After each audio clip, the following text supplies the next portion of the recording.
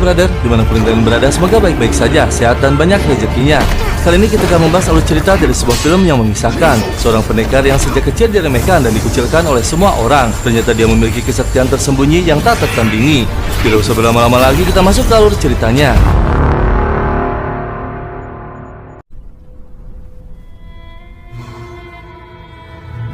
Kisah diawali kita perlihatkan dengan seorang kaisar bernama Zhou, dihampiri oleh permasyurinya bernama Sudaji. Sudaji mengabarkan bahwa pembangunan pavilion teras rusak akan segera selesai, sehingga Kaisar Zhou bisa mendapatkan tubuh abadi. Namun Kaisar Zhou khawatir karena ada banyak orang yang menentang pembangunan tersebut. Daji pun menyarankan agar Kaisar menghukum mereka dengan pilar panas. Kaisar terpengaruh oleh rayuan Daji dan menghabisi pejabat bijak juga memperbudak rakyat. Daji memerintahkan prajurit berjirah hitam untuk menaklukkan setiap suku dengan cara kejam dan mengusir seluruh pengrajin ke Zhouge untuk pembangunan pavilion tersebut.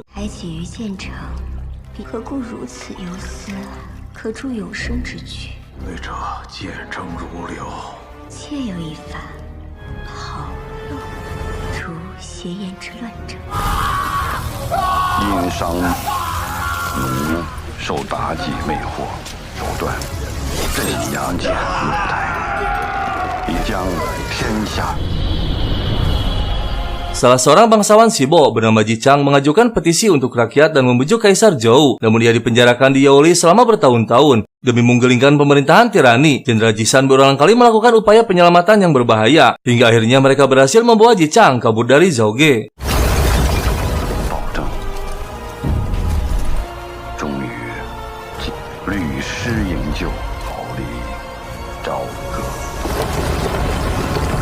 Suatu hari dalam perjalanan, mereka dihadang oleh para prajurit berjirah hitam.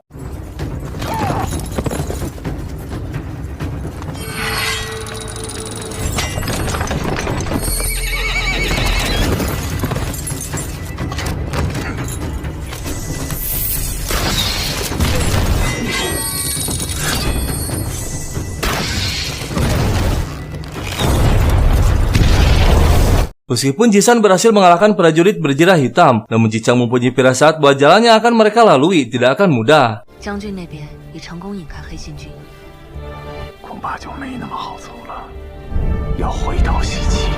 Di sebuah tempat di Gunung Zhongnan, seorang pemuda bernama Lei Zhenxi mengganggu kakak seperguruannya hingga membuatnya marah. Zhenxi tersinggung saat dikatakan mirip monster.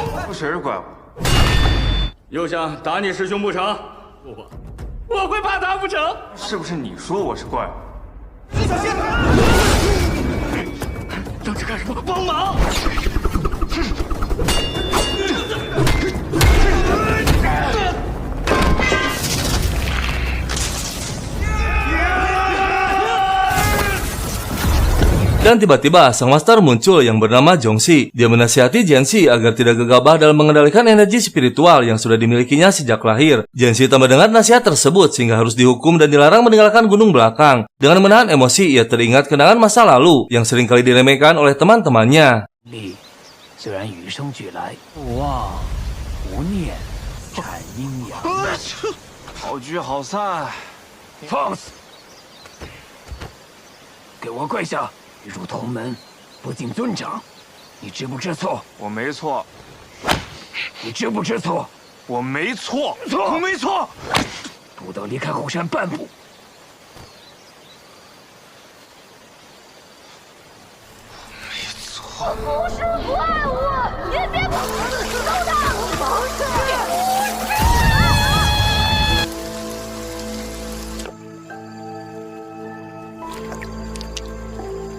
Di perbatasan Lintong, Jichang masih menunggu kabar mengenai kota Shiki. Dia pun meminta bantuan dewa melalui teknik 8 diagram penggeser bintang agar mereka bisa mempertahankan kota.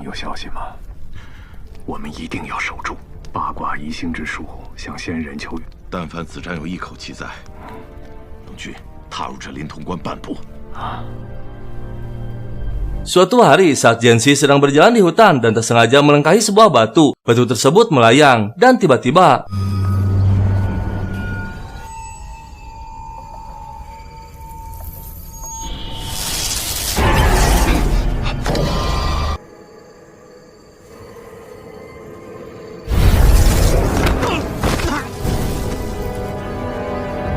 决定，小子。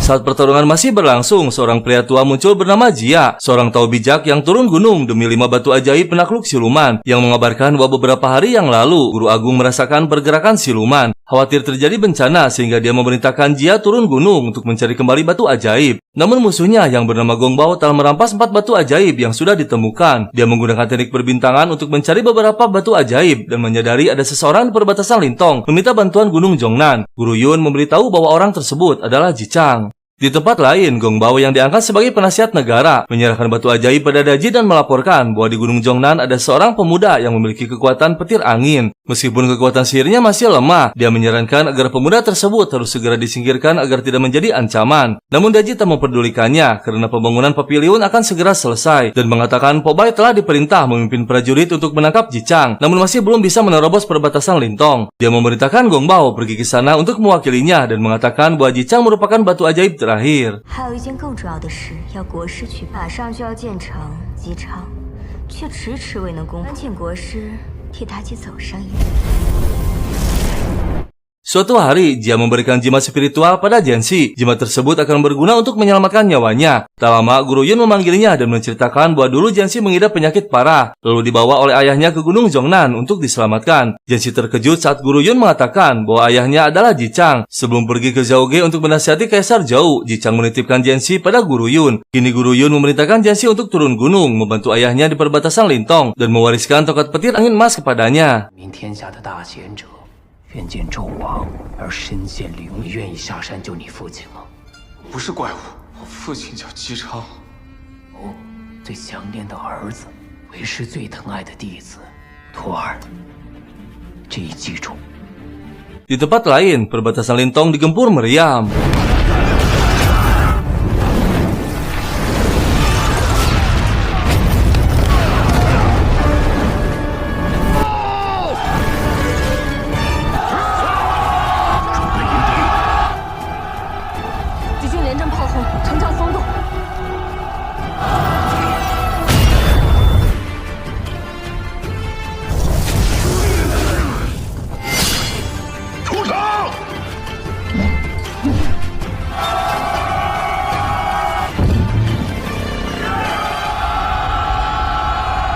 Setelah memenangkan perang, Jisan membawa Jianxi menemui Ji Chang. Ia terkejut mendapati anaknya telah turun gunung dan menyuruh Jianxi untuk kembali ke Gunung Zhongnan tanpa memberitahu alasannya. Jianxi merasa tersinggung dan mengira bahwa ayahnya tidak mempercayai kemampuannya. Lalu dia pun pergi dengan perasaan kesal. Jisan mengejar dan mencoba memberinya penjelasan. 这是您的儿子雷震子啊！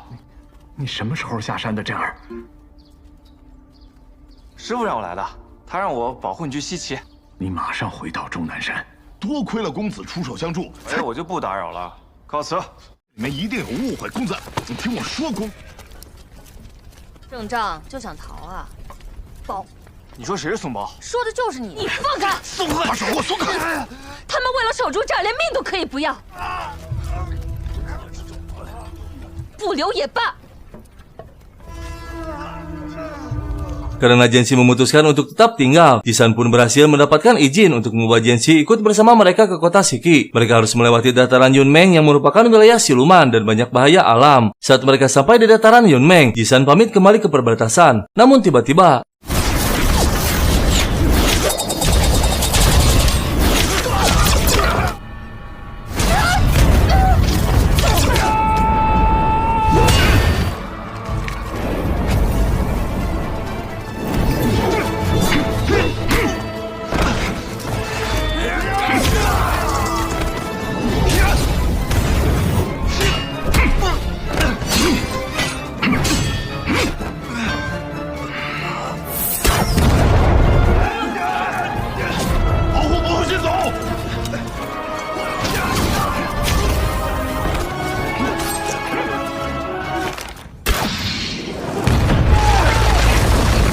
Jisan mengorbankan diri agar Ji Chang dan rombongan tidak dikejar oleh Gong Bao dan berhasil sampai ke kota Shiki.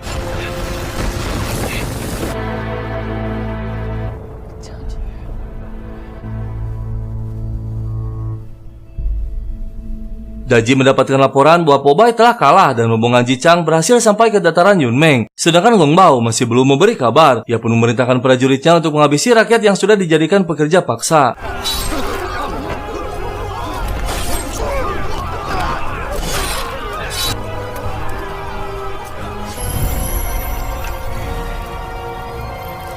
Rombongan Jichang saat ini akan melewati hutan air hitam. Yu Ying pun membagikan daun yang bisa menangkal racun miasma di sana. Setelah memasuki hutan air hitam, tiba-tiba kaki seorang prajurit tertusuk jarum beracun. Dan saat akan melanjutkan perjalanan, tiba-tiba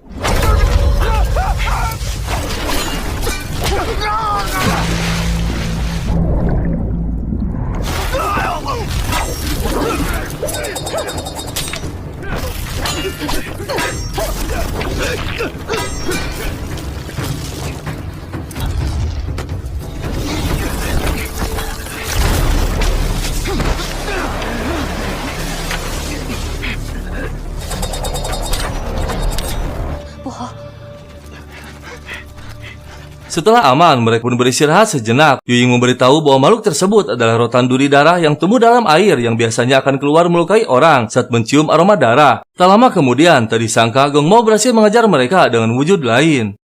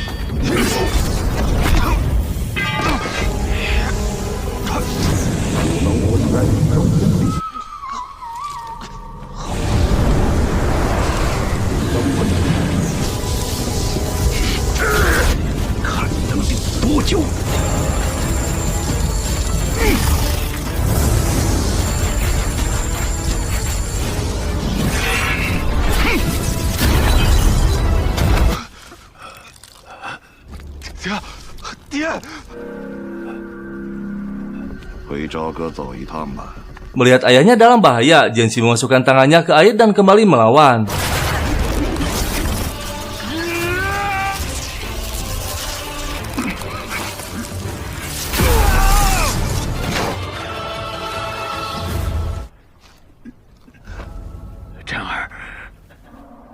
Setelah tersadar dari pingsan, Jichang meminta Jianxi untuk menemaninya dan mencoba memperbaiki hubungan di antara mereka. Dia meminta maaf karena tak bisa menemani masa kecilnya. Keesokan harinya, mereka kembali melanjutkan perjalanan. Di depan mereka, kini ada ngarai raksasa yang konon dulu merupakan makam naga terlarang. Setelah melintasi tempat tersebut, mereka akan keluar dari dataran Yunmeng. Dan di tengah perjalanan, tiba-tiba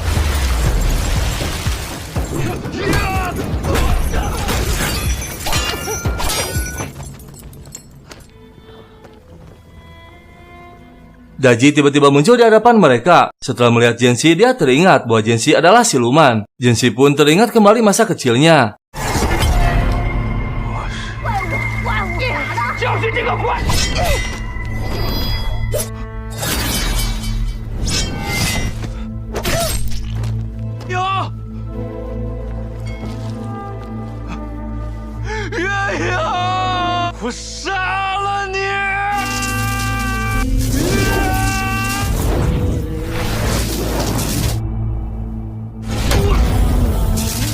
Jianxi tenggelam ke dasar air bersama jimat yang dia berikan, sedangkan Jichang dibawa kembali ke penjara Youli.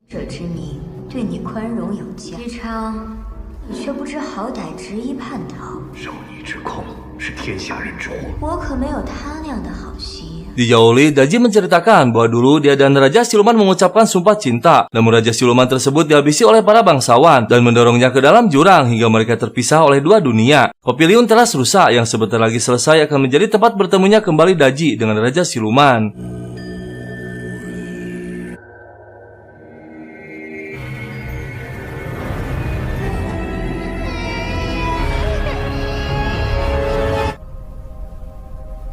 Daji membawa Kaisar jauh ke Papiliun teras rusak dan mengatakan bahwa sebentar lagi Kaisar akan hidup abadi. Terlihat Jichang telah diikat di pilar. Kaisar Zhou marah saat Jichang menyinggung wanita yang berada di sampingnya. Daji pun menyuruh Kaisar Zhou untuk melakukan apa yang selama ini ia inginkan.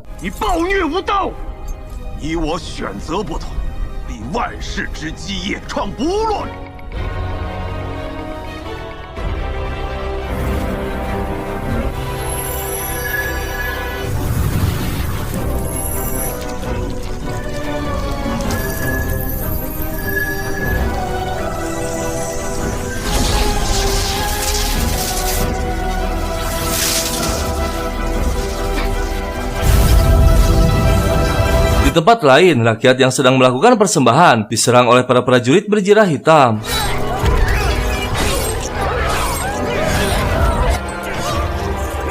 Jianxi berhasil diselamatkan oleh Jia dan berada di makam naga dataran Yunmeng. Dia diperintahkan oleh Guru Yun untuk memberitahukan identitas Jianxi yang sebenarnya. Dulu Jichang membawa batu ajaib penakluk siluman ke Gunung Zhongnan. Awalnya dia ingin memancing petir dengan tongkat petir angin emas untuk menghancurkan batu tersebut. Namun setelah petir menyambar batu ajaib, ternyata di dalamnya ada seorang anak yang dirasuki oleh roh siluman. Dan anak tersebut adalah Jianxi. Demi menyelamatkan Jianxi, dia menyegel roh siluman di dalam tubuhnya sendiri. Dan bisa dipastikan yang Daji incar adalah roh siluman yang berada di dalam tubuh Jichang. Oleh sebab itu, Jia membawa Jianxi ke makam naga untuk mengambil buah spiritual yang dapat membangkitkan kekuatan petir angin dalam tubuhnya. Namun Jianxi akan sepenuhnya menjadi siluman dan selamanya tak akan bisa kembali menjadi seperti sekarang lagi.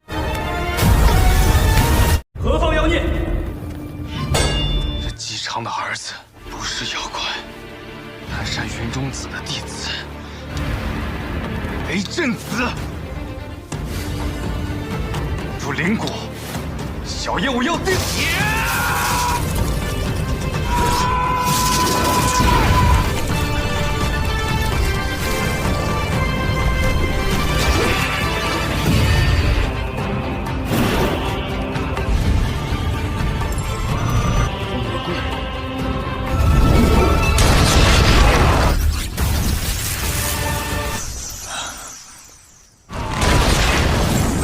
Jianxi kini telah berubah wujud dan datang untuk menyelamatkan Jichang. 妲己，放开我爹！ 看着顺眼多了。 许你再伤害我身边任何一个人！ 新世界的降临吧。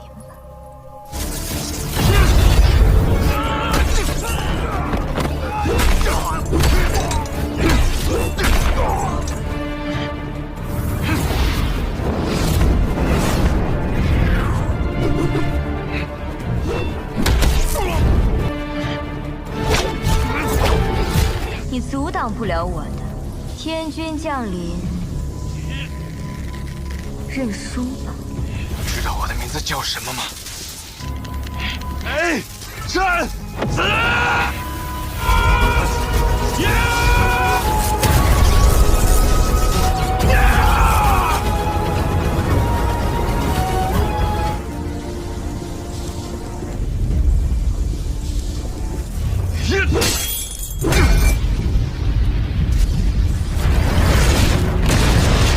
Setelah Daji berhasil dikalahkan, tiba-tiba seluruh kota dihujani dengan batu api.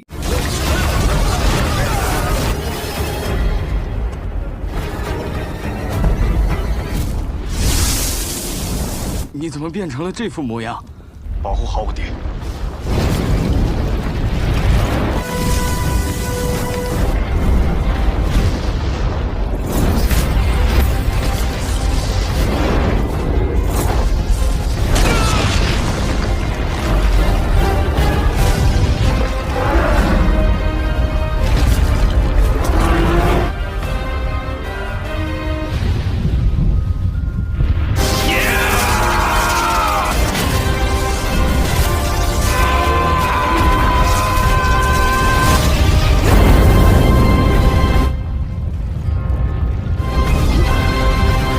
Dan akhirnya dengan mengerahkan seluruh kekuatannya, Jianxi berhasil mengalahkan Raja Siluman Jahat. Dan kisah film pun selesai.